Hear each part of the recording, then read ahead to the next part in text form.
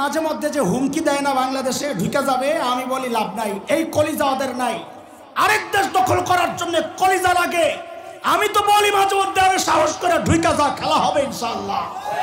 ছোটবেলা থেকে যে জিহাদি চেতনা লালন করছি সেটা বাস্তবায়নের সুযোগ তো পাচ্ছি না তোরা না ঢুকলে। আমরা নির্দিষ্ট কোনো ভূখণ্ড নিয়ে আমাদের পরিকল্পনা সাজাই না, আমাদের স্বপ্ন অন্য কিছু। গোটা দুনিয়াব্যাপী আলহামদুলিল্লাহ আমাদের স্বপ্ন বাস্তবায়ন শুরু হয়ে গেছে। তাকায় দেখো, সিরিয়ায় কালিমার পতাকা উঠে গেছে, আফগানিস্তানে কালিমার পতাকা উঠে গেছে। আরে আমার দেশকে দখল করবা? আমরা তো স্বপ্ন দেখি ইনশাআল্লাহ খুব শিগগির দিল্লির লালকেল্লায় আবারও কালিমার পতাকা পথ করবে ইনশাআল্লাহ।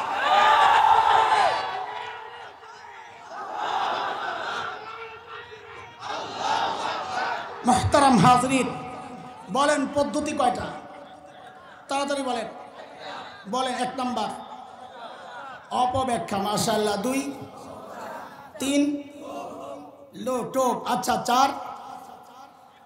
এই 4টা পদ্ধতি আপনি যদি এই সমাজের সাথে মিলান, প্রত্যেকটার মুখোমুখি আমরা এখন দাঁড়িয়ে। আমার এত সুযোগ সময় নাই, যেহেতু আজান হবে, আমি একটা পদ্ধতির একটু সময় দেখাচ্ছি এই সময়ে। সেটা হচ্ছে অপপ্রচার।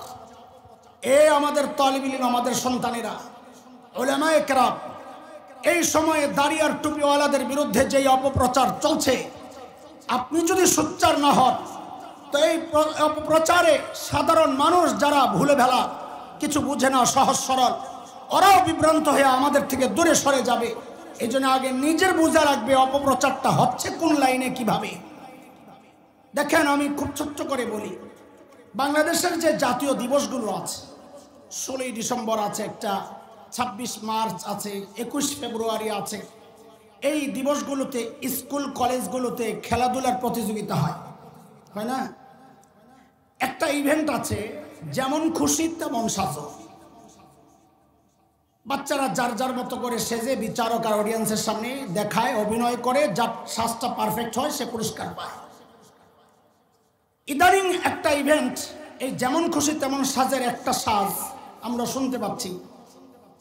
ছোট্ট 2টা বাচ্চাকে, একটা ছেলেকে দাড়ি আর টুপি লাগাইয়া হুজুর সাজায়, আরেকটা ছোট্ট মেয়েকে শাড়ি পরাইয়া যুবতী মেয়ে সাজায়।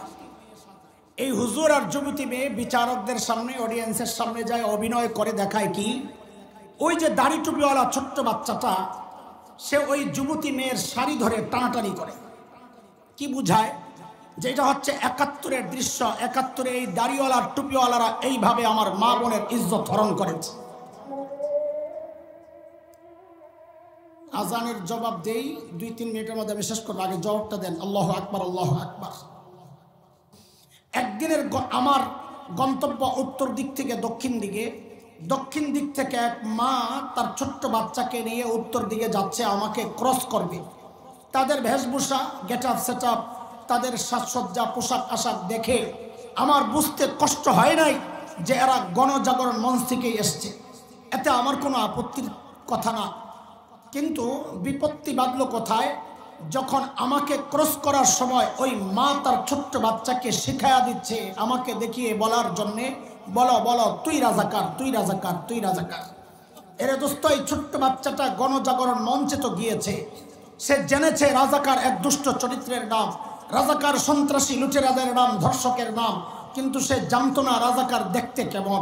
মা তার সন্তানকে শিখাইয়া দিচ্ছে রাজাকার দেখতে এই দাড়িওয়ালা, রাজাকার হচ্ছে এই টুপিওয়ালা। আমাদের স্পষ্ট কথা, 1971-এর মুক্তিযুদ্ধ তো দাড়ি আর টুপির বিরুদ্ধে হয় নাই। 71-এর মুক্তিযুদ্ধ ছিল জালেমের বিরুদ্ধে, মজলুমের প্রতিরোধ। ইতিহাস আমরা পড়েছি, আপনারাও আরেকবার পড়েন। আমরা জেনেছি বহু মুক্তিযোদ্ধা অভিযানে বের হওয়ার সময় 2 রাকাত সালাতুল হাজত পড়ে তারপরে বের হতেন। আজও মুক্তিযুদ্ধ জাদুঘরে যান আগারগাঁয়ে, সেখানে দেখেন দেয়ালে বহু রাজাকারের ছবি সাঁটানো আছে। অধিকাংশ রাজাকারের ওই ছবি দেখলে বুঝবেন অধিকাংশ রাজাকারের মুখে দাড়ি নাই, মাথায় টুপি নাই। আমরা কয়েক বছর আগে দেখেছি এক সংগঠন মুক্তিযোদ্ধাদেরকে সম্মাননা ক্রেস্ট দিয়েছিল। আমরা গর্বের সাথে লক্ষ্য করেছি অধিকাংশ মুক্তিযোদ্ধার মুখে দাড়ি ছিল, মাথায় টুপি ছিল। তাইলে এরা কারা যারা মুক্তিযুদ্ধকে দাড়ি আর টুপির বিরুদ্ধে দাঁড় করাতে চায়?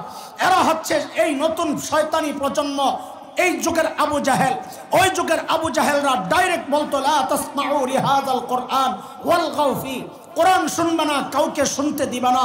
এই যুগের আবু জাহেলরা পদ্ধতি চেঞ্জ করেছে, অপপ্রচার আর অপব্যাখ্যার মাধ্যমে এমন একটা নষ্ট প্রজন্ম তারা তৈরি করতে চাচ্ছে, যারা দাড়ির প্রতি ঘৃণা লালন করবে, টুপির প্রতি ঘৃণা লালন করবে, যেন ধীরে ধীরে এই প্রজন্ম আলেম থেকে বিচ্ছিন্ন হয়ে তথা কোরআনী শিক্ষা দ্বীন আর শরিয়া থেকে বিচ্ছিন্ন হয়ে যায়। ওদের উদ্দেশ্যে আমাদের স্পষ্ট পয়গাম, বাংলাদেশে ইসলাম কচুরি পানার মতো ভেসে আসে নাই। যে আয়াতে আল্লাহ সুবহানাহু ওয়া তাআলা কাফিরদের একটা বক্তব্য তুলে ধরেছেন। কাফিররা কি বলে, এটা ওই কাফের নবী আলাইহিস সালামের যুগের কাফের। ইমাম কুরতুবী তাফসীরে কুরতুবীর মধ্যে হযরত ইবনে আব্বাস রাদিয়াল্লাহু তাআলা আনহুমার বরাতে বর্ণনা এনেছেন যে এই আয়াতগুলো মক্কার কাফেরদের সম্পর্কে নাজিল হয়েছে। তাদের বক্তব্যের মূল কথা ছিল দুইটা। এক, নিজে কোরআন শুনবা না, আরেক হচ্ছে কাউকে শুনতেও দিবা না, হট্টগোল তৈরি করবা। এই ছিল বক্তব্যের মূল পয়েন্ট। মূলত বক্তব্যটা ইবলিসের, কারণ ইবলিসের চূড়ান্ত টার্গেট হচ্ছে বান্দাকে রব থেকে বিচ্ছিন্ন করা। এটা ইবলিস চ্যালেঞ্জ করেছে আল্লাহকে। আল্লাহ তাআলা কোরআন আল কারীমের নানান জায়গায়, যেমন সূরা আরাফের 16 নম্বর আয়াতে আল্লাহ এটা জানাইছেন আমাদেরকে। ইবলিসের টার্গেট, ইবলিস কি বলে আল্লাহ বলছেন, قال فبما أغويتني لأقعدن لهم صراطك المستقيم। আল্লাহ যাদের কারণে আমাকে আপনি তাড়াইছেন, আমি ওদেরকে ছাড়বো না। বলে কি করবে? বলে ওরা যেই রাস্তা সিরাতে মুস্তাকিম ধরে আপনার কাছে আসবে, আমি ওই রাস্তায় বসে যাব। কিন্তু ইবলিস এক ভয়ঙ্কর বাটপার। আমরা জানি বাটপার কখনো মানুষকে এক পদ্ধতিতে ধোঁকা দেয় না। ইবলিস নিজেও বলেছে আমি এক পদ্ধতিতে ধোঁকা দেব না। সূরা আরাফের 17 নম্বর আয়াতে ইবলিসের ওই বক্তব্যটা আল্লাহ আমাদেরকে জানিয়েছেন। আল্লাহ বলেন, সুম্মা লাআতিয়ান্নাহুম মিন বাইনি আইদিহিম ওয়া মিন খালফিহিম ওয়া আন আইমানিহিম ওয়া আন শামাইলিহিম ওয়া লা তাজিদু আকসারাহুম শাকিরিন।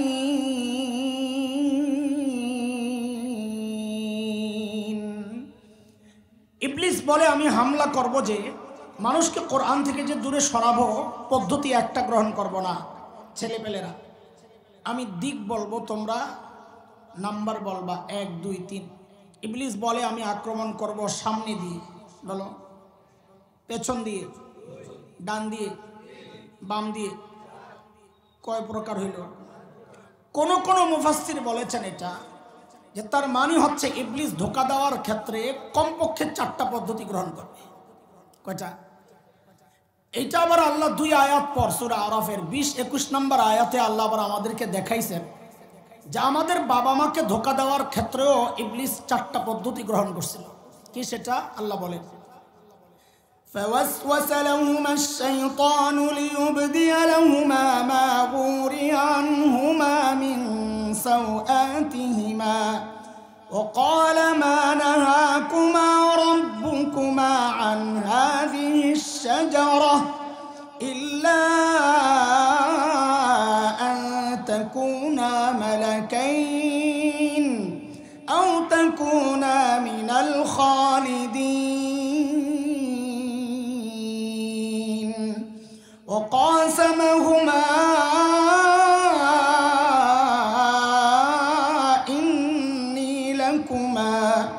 إني لكما لمن الناصحين।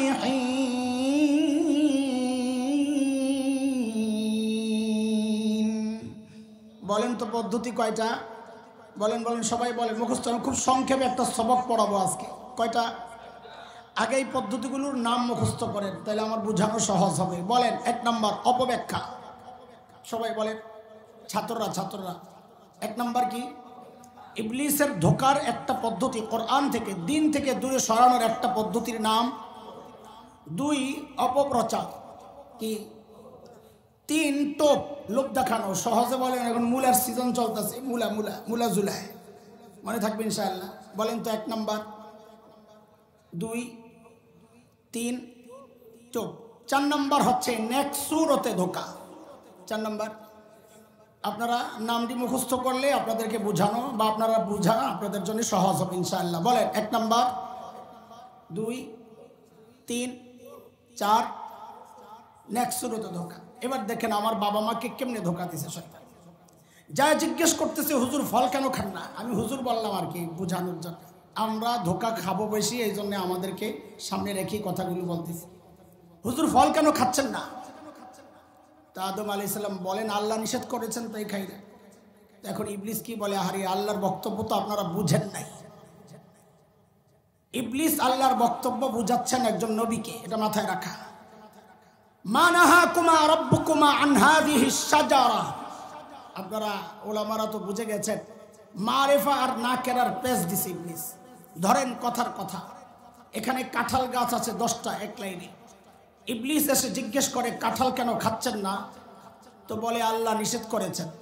তো ইবলিস বলে কি, আরে আল্লাহ কেন নিষেধ করেছেন জানেন? বলে কেন, কি নিষেধ করেছেন আল্লাহ, বুঝেছেন কিছু? বলে না। বলে আল্লাহ আশ-শাজারা, এই যে নির্দিষ্ট 1 নাম্বার গাছটা, এটার ফল খাইতে নিষেধ করেছেন। আরো তো 9 গাছ রয়ে গেছে, ওইটা তো নিষেধ করে নাই। ইবলিস আল্লাহর কালামের ব্যাখ্যা দিয়েছে কার সামনে? কথা বলেন, আল্লাহর কালামের সর্বপ্রথম ব্যাখ্যা কে দিল? বলেন, মুফাসসির হুজুরের নাম কি? আরে বলেন না একটু, মুফাসসির হুজুরের নাম? কাজী নামের শুরুতে মুফাসসির 5 তলা টুপি ইয়া হাবাকাবা দেখে কাত হয়ে যায় না। আগে দেখেন বলে লেখাপড়া করছে কোথায়।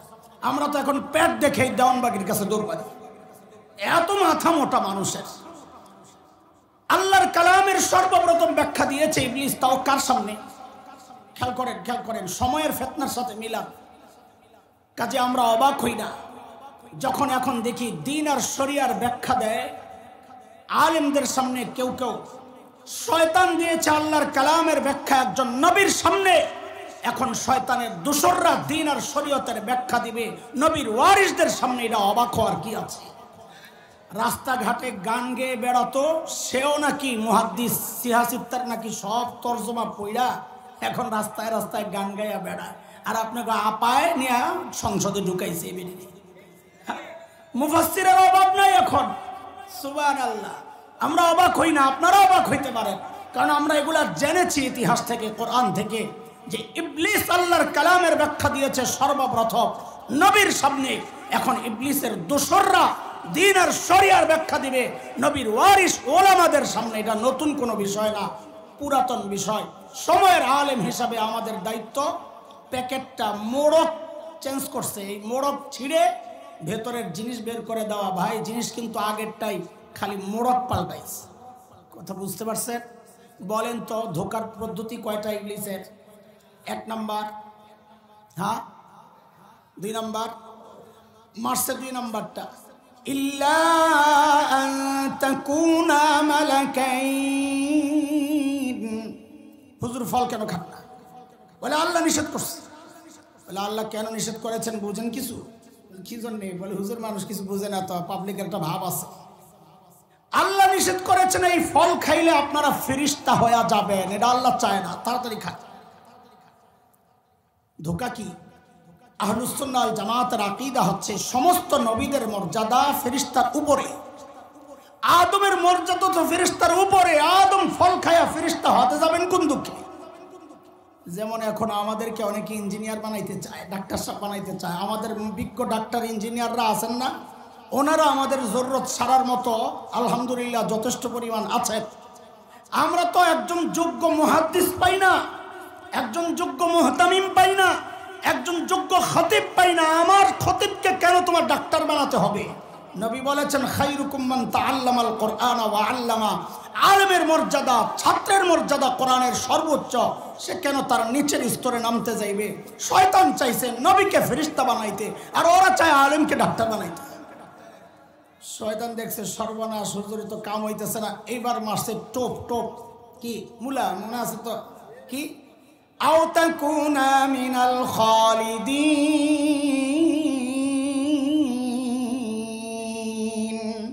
বলে ফল খান ফল খান। কেন? বলে ফল খাইলে আপনি জান্নাতে স্থায়ীভাবে থাকতে পারবেন, এটা আল্লাহ চায় না, আল্লাহ চায় বাইর করে দিতে। উল্টা কথা, জান্নাতে স্থায়ীভাবে থাকার টোপ দিছে, টোপ। প্রশ্ন হচ্ছে এখানে কি ধোঁকা? ধোঁকা এটা আল্লাহর মিজাজ আর শরীয়তের মিজাজ বিরুদ্ধ কাজ। আল্লাহ তাআলা তোমার হাওয়াকে জান্নাতে স্থায়ীভাবে থাকার জন্য বানানি নাই, বানাইছেন। কই পাঠাবেন? দ্রুত বলেন, আমাকে একটু সাপোর্ট করেন, তাহলে তাড়াতাড়ি শেষ করতে পারবো। কোথায়? আল্লাহ বলেছেন না, ওয়াইয ক্বালা রাব্বুকা লিল মালাইকা ইন্নী জাইলুন ফিল আরদি খলিফা। কই পাঠাবেন? বলেন বলেন। যদি দুনিয়ায় পাঠাবেন বলে বানায়া থাকেন, তাহলে জান্নাতে কেন পাঠাইলেন? যে দুনিয়ায় করোনা চলতেছে, জান্নাত থেকে দুইটা টিকা দিয়া যান, হ্যাঁ না গ্যাস আনতে? যে রাস্তা মাঝখানে পাম নাই, গ্যাস লোড করে লয়ে যান তেল, এই জন্যে কেন? প্রশ্ন জাগে না? অনেক জবাব মুফাসসিররা দিয়েছেন, আমার অত সময় নেই, ছোট্ট করে দুইটা বলি।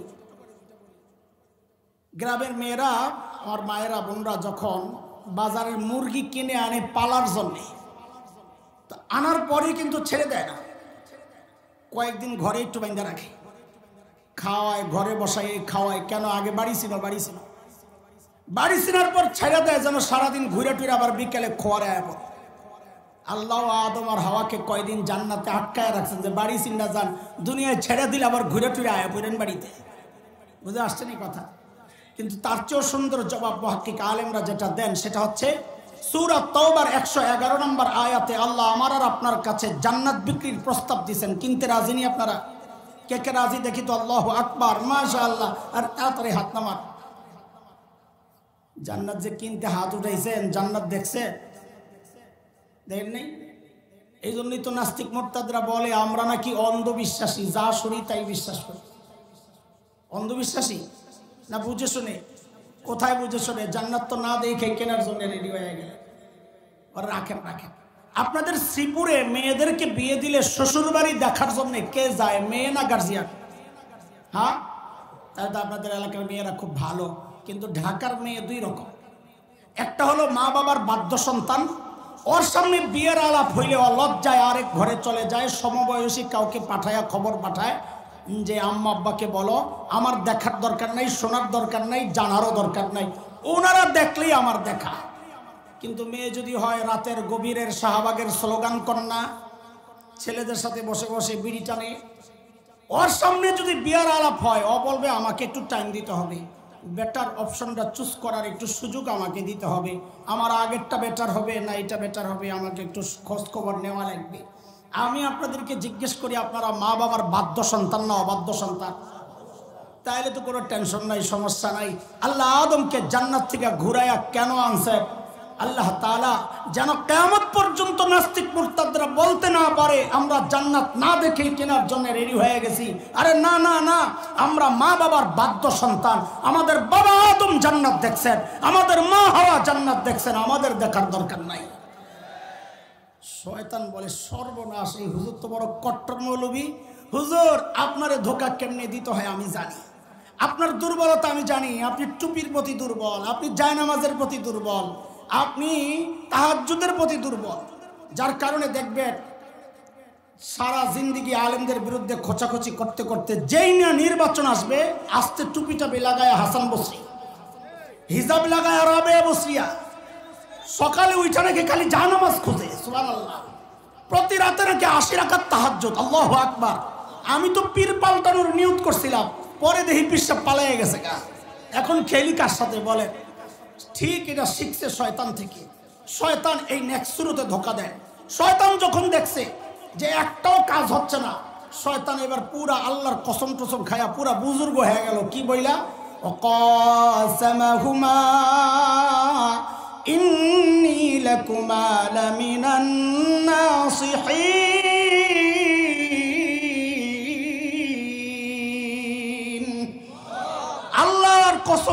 বলি আমি আপনাদের হিতাকাঙ্ক্ষী, আমারে আপনারা ভুল বুঝেন না। সুবহানাল্লাহ। শয়তান যদি মানুষের হিতাকাঙ্ক্ষী হয় তার আর শত্রু লাগে না।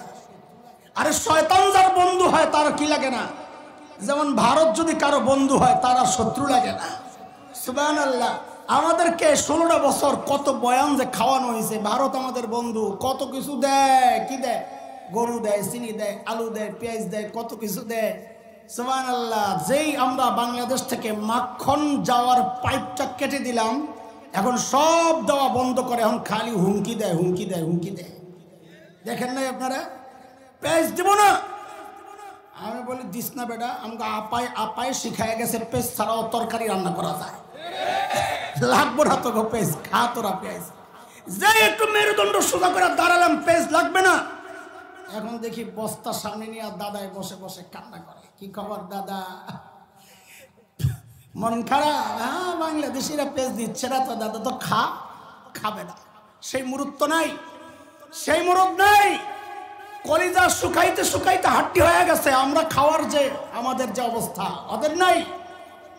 বরং মাঝে মধ্যে যে হুমকি দেয় না বাংলাদেশে ঢুকে যাবে, আমি বলি লাভ নাই, এই কলিজা ওদের নাই। আরেক দেশ দখল করার জন্য কলিজা লাগে। আমি তো বলি মাঝে মধ্যে আরে সাহস করে ঢুকে যা, খেলা হবে ইনশাআল্লাহ। ছোটবেলা থেকে যে জিহাদি চেতনা লালন করছি সেটা বাস্তবায়নের সুযোগ তো পাচ্ছি না তোরা না ঢুকলে। আমরা নির্দিষ্ট কোনো ভূখণ্ড নিয়ে আমাদের পরিকল্পনা সাজাই না, আমাদের স্বপ্ন অন্য কিছু। গোটা দুনিয়াব্যাপী আলহামদুলিল্লাহ আমাদের স্বপ্ন বাস্তবায়ন শুরু হয়ে গেছে। তাকায় দেখো, সিরিয়ায় কালিমার পতাকা উঠে গেছে, আফগানিস্তানে কালিমার পতাকা উঠে গেছে। আরে আমার দেশকে দখল করবা? আমরা তো স্বপ্ন দেখি ইনশাআল্লাহ খুব শিগগির দিল্লির লালকেল্লায় আবারও কালিমার পতাকা পথ করবে ইনশাআল্লাহ।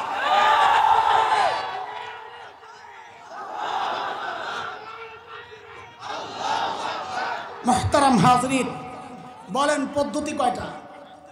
তাড়াতাড়ি বলেন। বলেন। 1 নাম্বার অপব্যাখ্যা, মাশাআল্লাহ। 2, 3 টোপ, আচ্ছা 4। এই 4টা পদ্ধতি আপনি যদি এই সমাজের সাথে মিলান, প্রত্যেকটার মুখোমুখি আমরা এখন দাঁড়িয়ে। আমার এত সুযোগ সময় নাই, যেহেতু আজান হবে, আমি একটা পদ্ধতির একটু সময় দেখাচ্ছি এই সময়ে। সেটা হচ্ছে অপপ্রচার।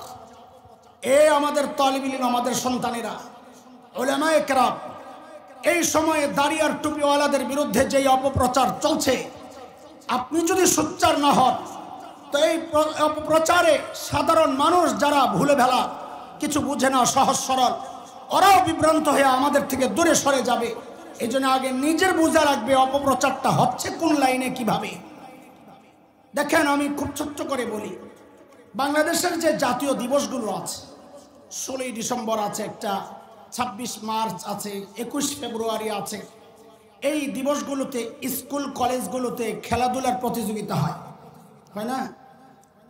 একটা ইভেন্ট আছে, যেমন খুশি তেমন সাজো। বাচ্চারা যার যার মতো করে সেজে বিচারক আর অডিয়েন্সের সামনে দেখায়, অভিনয় করে, যার সাজটা পারফেক্ট হয় সে পুরস্কার পায়। ইদানিং একটা ইভেন্ট, এই যেমন খুশি তেমন সাজের একটা সাজ আমরা শুনতে পাচ্ছি। ছোট্ট 2টা বাচ্চাকে, একটা ছেলেকে দাড়ি আর টুপি লাগাইয়া হুজুর সাজায়, আরেকটা ছোট্ট মেয়েকে শাড়ি পরাইয়া যুবতী মেয়ে সাজায়। এই হুজুর আর যুবতী মেয়ে বিচারকদের সামনে, অডিয়েন্সের সামনে যায়, অভিনয় করে দেখায় কি, ওই যে দাড়ি টুপিওয়ালা ছোট্ট বাচ্চাটা, সে ওই যুবতী মেয়ের শাড়ি ধরে টানাটানি করে। কি বুঝায়?